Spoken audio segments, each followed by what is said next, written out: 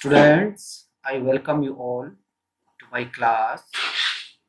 बच्चों, हम आज एपिथेलियल टिश्यू टॉपिक के बारे में समझेंगे। आप जानते हैं कि टिश्यू ग्रुप ऑफ सेल्स है। एनिमल बॉडी में डिफरेंट टाइप के टिश्यूज प्रेजेंट हैं डिफरेंट बॉडी पार्ट्स में। उनमें से जो बहुत इम्पोर्टेंट टिश्यू है एपिथेलियल टिश्यू, ये एक और एक से ज़्यादा लेयर ऑफ सेल्स का बना है और जो बॉडी के एक्सटर्नल सरफेस पे प्रेजेंट होता है। और कुछ इंटरनल ऑर्गन्स भी हैं जिनके आउटर सरफेस पर ये टिश्यू प्रेजेंट है। दो टाइप के एपिथेलियल टिश्यू एनिमल्स में प्रेजेंट हैं, स्पेशली ह्यूमन बॉडी में प्रेजेंट है। उनमें से पहला टिश्यू है सिंपल एपिथेलियल टिश्यू और दूसरा है compound epithelial tissue. Simple epithelial tissue single layer of cells का बना है और ये जनरली प्रेजेंट है जो एक्सपोज सरफेसेस हैं, चाहे वो एक्सटर्नल बॉडी सरफेस हो या इंटरनल डक्ट्स या ट्यूब्स हों, उनकी ओपन जो सरफेस है उस पर ये प्रेजेंट है। कंपाउंड एपिथेलियल टिश्यू दो या दो से ज़्यादा सेल्स का बना है। इसका जो मेन फंक्शन है बॉडी में वो सीक्रेशन एंड एब्जॉर्प्शन है और उसके अलावा ये बॉडी को प्रोटेक्ट करता है against chemical and mechanical stress.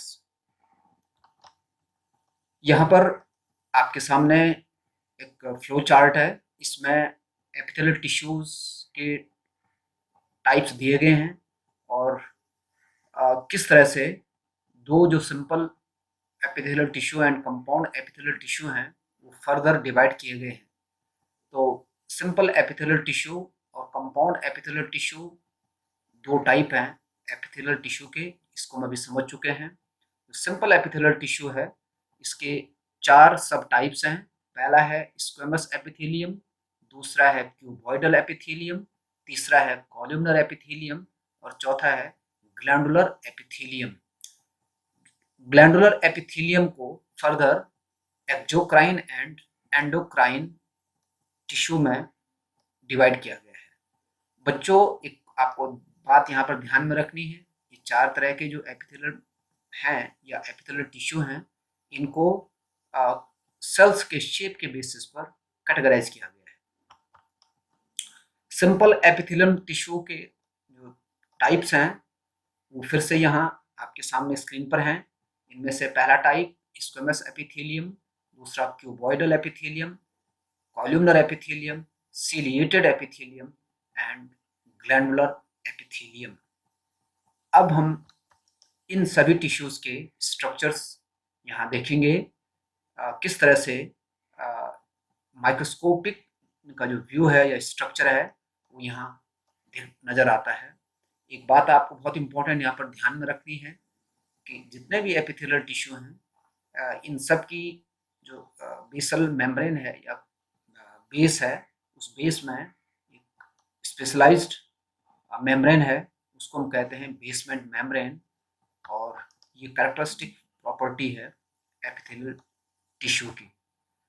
Simple epithelium, इनके कुछ प्रॉपर्टीज हैं।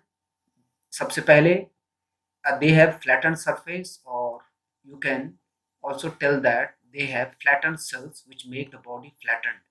cells flattened हैं इस एपिथेलियम की और इनकी बाउंड्रीज भी इरेगुलर हैं और ये जनरली प्रेजेंट हैं blood vessels and air sacs के सरफेस पे और इनका जो मेन फंक्शन है डिफ्यूजन है और ये इनकी जो सेल्स हैं थिन लेयर्स की बनी है। ये यहाँ पर लार्ज व्यू दिखाया गया है स्क्वेमस एपिथेलियम का। इनमें से एक सुपीरियर व्यू है सरफेस व्यू और दूसरा लेटरल व्यू। सरफेस व्यू में आप देख सकते हैं कि ये उसी तरह से अरेंज्ड हैं जिस तरह से फ्लोर पे टाइल्स अरेंज्ड हैं। क्यूबॉइडल एपिथेलियम एक सिंगल लेयर ऑफ सेल्स का बना है। इसकी जो सेल्स हैं क्यूब लाइक हैं, इसीलिए इसको क्यूबॉइडल एपिथेलियम कहते हैं। ये प्रेजेंट होती हैं बॉडी में जो ग्लैंड्स, जैसे स्वेट ग्लैंड्स हैं, सीबेसियस ग्लैंड्स हैं, और उस तरह इसी तरह की कई तमाम ग्लैंड्स जो बॉडी में प्रेजेंट हैं, उन सब में ये एपिथेलियम पाया जाता है। और इसके अलावा जो ट्यूब्यूल्स हैं नेफ्रॉन्स में किडनी के, उनमें भी ये प्रेजेंट है। इनका भी main function secretion and absorption है। सिंपल एपिथेलियम क्यूबॉइडल एपिथेलियम का जो स्ट्रक्चर है यहाँ पर दिया गया है। ये भी सरफेस व्यू है। सभी सेल्स सिंगल लेयर की बनी हैं और इसी तरह से अरेंज्ड हैं जैसे कि फ्लोर पे टाइल्स अरेंज्ड हैं। कॉलमनर एपिथेलियम, इनकी जो सेल्स हैं ये टॉल हैं एंड सिलेंडर हैं। सेल्स सिंगल लेयर में प्रेजेंट हैं और ये जनरली लोकेटेड हैं स्टमक एंड इंटेस्टाइन की लाइनिंग में। इनका main function secretion and absorption है। यहाँ पर अलग अलग व्यू दिए गए हैं, स्ट्रक्चर दिया गया है एपिथेलियम का।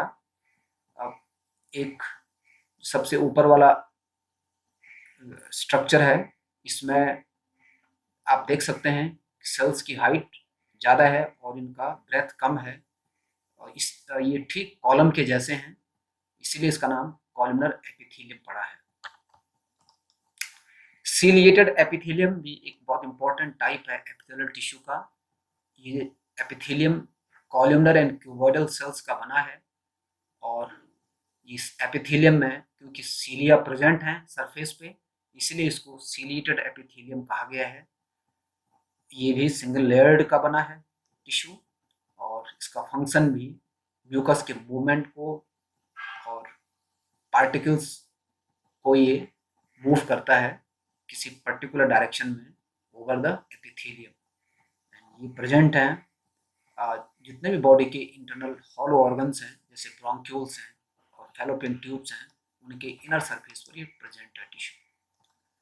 इधर स्ट्रक्चर दिया गया है कॉलमनर एपिथेलियल का, इधर दूसरा सीलेटेड एपिथेलियम और तीसरा जो स्ट्रक्चर यहाँ दिया गया है वो सीलिएटेड कॉलमनर एपिथेलियम का दिया गया है और इसमें स्पेशलाइज्ड गॉबलेट सेल्स और किस तरह से वही गॉबलेट सेल किस तरह म्यूकस सीक्रेट करती हैं ये आप इसमें देख सकते हैं। सीलिएटेड एपिथेलियम ये भी सिंपली कॉलमनर एपिथेलियम है, बट इसके सरफेस पे क्योंकि सीलिया प्रेजेंट है इसलिए इसको सीलिएटेड एपिथेलियम कहा है। सीलिएटेड एपिथेलियम कुछ केसेस में ये देखा गया है कि ये म्यूकस या और कोई स्पेशलाइज्ड सीक्रेटरी प्रोडक्ट्स को सीक्रेट करते हैं, इसलिए सीक्रेटरी एपिथेलियम भी हम कह सकते हैं सीलिएटेड कॉलमनर एपिथेलियम। यहाँ उसी स्ट्रक्चर को एनलार्ज्ड व्यू में दिखाया गया है। ग्लैंडुलर एपिथेलियम भी एक स्पेशलाइज्ड एपिथेलियम है और इसमें सेल कुछ जो कॉलमनर और क्यूबॉइडल सेल्स हैं ये स्पेशलाइज्ड सेल्स सीक्रेट करती हैं सीक्रेटरी मटेरियल्स को, इसीलिए इनका नाम ग्लैंडुलर एपिथेलियम पड़ा है। ये भी दो तरह की एपिथेलियम हैं, पहला है यूनिसेलुलर और दूसरा है मल्टीसेलुलर।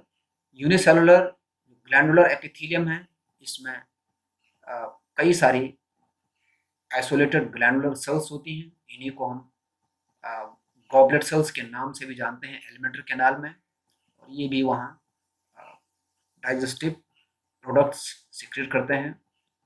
और दूसरा है मल्टीसेलुलर ग्लैंडुलर एपिथेलियम, इसमें कई तरह की सेल्स प्रेजेंट हैं और इसीलिए इसको मल्टीसेलुलर सेल्स कैटेगरी में रखा गया है। ये मेनली प्रेजेंट है सैलिवरी ग्लैंड्स। उसके बाद हम ये देखेंगे कि किस तरह से ग्लैंडुलर एपिथेलियम को दो कैटेगरीज में डिवाइड किया गया है। पहला है एक्सोक्राइन ग्लैंड, दूसरा है एंडोक्राइन ग्लैंड। ये सीक्रेशन के नेचर के बेसिस पर इनको कैटेगराइज किया गया है।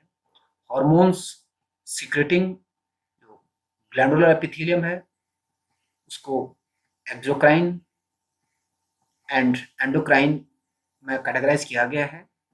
तो जो हार्मोन बनाती हैं वो एंडोक्राइन ग्लैंडुलर एपिथेलियम में आएंगी, और जो नॉन हार्मोन सिक्रेशन करती हैं उन्हें हम एक्सोक्राइन ग्लैंड में रखते हैं। यहाँ पर स्ट्रक्चर दिया है ग्लैंडुलर एपिथेलियम का।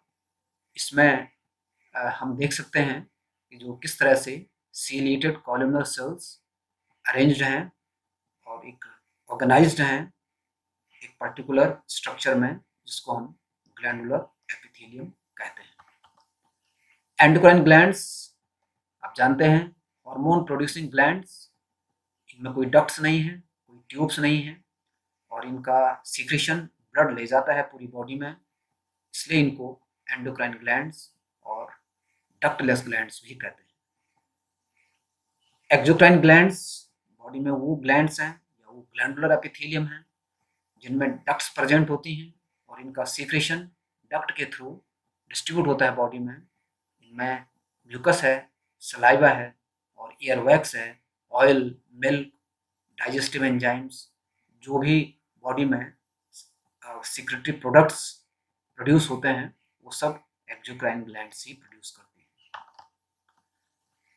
यहाँ आपके सामने दोनों जो एंडोक्राइन हैं और एक्सोक्राइन ग्लैंड्स हैं उनका स्ट्रक्चर दिखाए गए हैं, और यहाँ पर नॉर्मल ग्लैंड्स हैं, कितने तरह की ग्लैंड्स हैं वो आपको दिखाए गए हैं। जो भी ग्लैंड्स हैं ये ट्यूबुलर भी हो सकती हैं और एल्वेलर फॉर्म में भी प्रेजेंट हैं, और जो ट्यूबुलर स्ट्रक्चर्स हैं ट्यूबुलर स्ट्रक्चर में भी स्ट्रेट हैं, वाइड हैं, ब्रांच्ड हैं, और एल्वेलर के केस में नॉर्मली ये स्ट्रेट एंड ब्रांच्ड हैं। अब बच्चों एक टॉपिक है जंक्शंस। सेल्स ऑर्गेनाइज होकर टिश्यू बनाते हैं। एक या एक से डिफरेंट टाइप की सेल्स किस तरह से ऑर्गेनाइज होती हैं तो उसको हम एक अलग टॉपिक में समझते हैं, जंक्शंस। जंक्शंस प्रोवाइड करता है structural and functional support system between the cells, individual cells. और जंक्शंस कई तरह के हैं, जैसे पहला है tight junction. Tight junction help करता है सब्सटेंसेस के लीकेज को स्टॉप करने में टिश्यू के बाहर, इसलिए इसका बहुत इंपॉर्टेंट रोल है। मटेरियल का मूवमेंट सेल से बाहर नहीं हो पाता है। दूसरा है adhering junctions. Adhering junctions cells को सीमेंटिंग का काम करता है, नेबरिंग सेल्स को ज्वाइंट रखेगा, और इसलिए ये सीमेंटिंग मटेरियल की तरह काम करता है। गैप जंक्शंस सेल्स को आपस में कम्युनिकेशन में मदद करता है, और इस तरह से जो दो अलग अलग सेल्स हैं टिश्यू में उनके बीच मटेरियल का एक्सचेंज और मूवमेंट को ये कंट्रोल करता है।